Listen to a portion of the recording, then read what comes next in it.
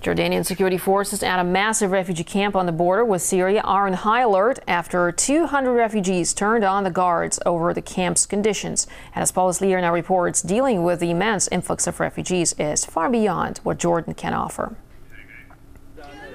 Exhausted and drained, there's not much for these refugees to do besides swelter under the scorching desert sun. Sheltering from the violence back home in Syria, they walked for days in the heat to get here. And so they come in numbers and under the wire. Not one person here has gone through the official borders. Instead, depending on the level of violence in Syria, as many as 1,000 people each day are fleeing across into Jordan. They're picked up from the border by the Jordanian police and brought here to this camp. And now Amman doesn't know what to do with them. The country is struggling with few natural resources, little water, and is in need of foreign aid.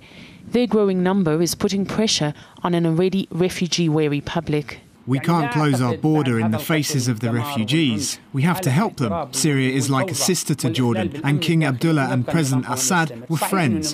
Now our king is in a very difficult situation. What goes on there has a direct impact on what happens here. Relations between Amman and Damascus are already strained.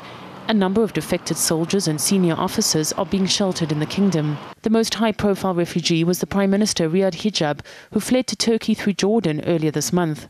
And then there are the tribes who are ferrying massive amounts of weapons, ammunition and sniper rifles to Syria from Jordan.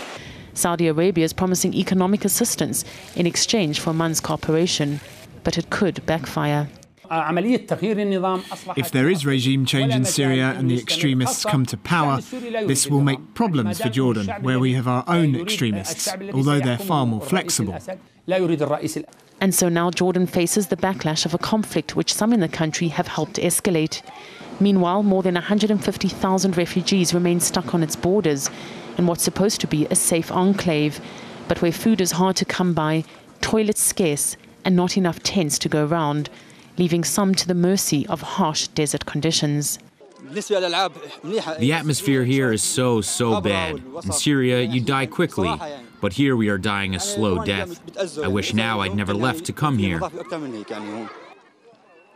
Jordan narrowly escaped the wave of uprisings that swept the Arab world. It says it's getting reforms in place. But, caught between both sides, it might not be enough to stop the Syria shockwave, however that conflict ends. Paula Slier, RT, Zaatari refugee camp on the Jordanian-Syrian border.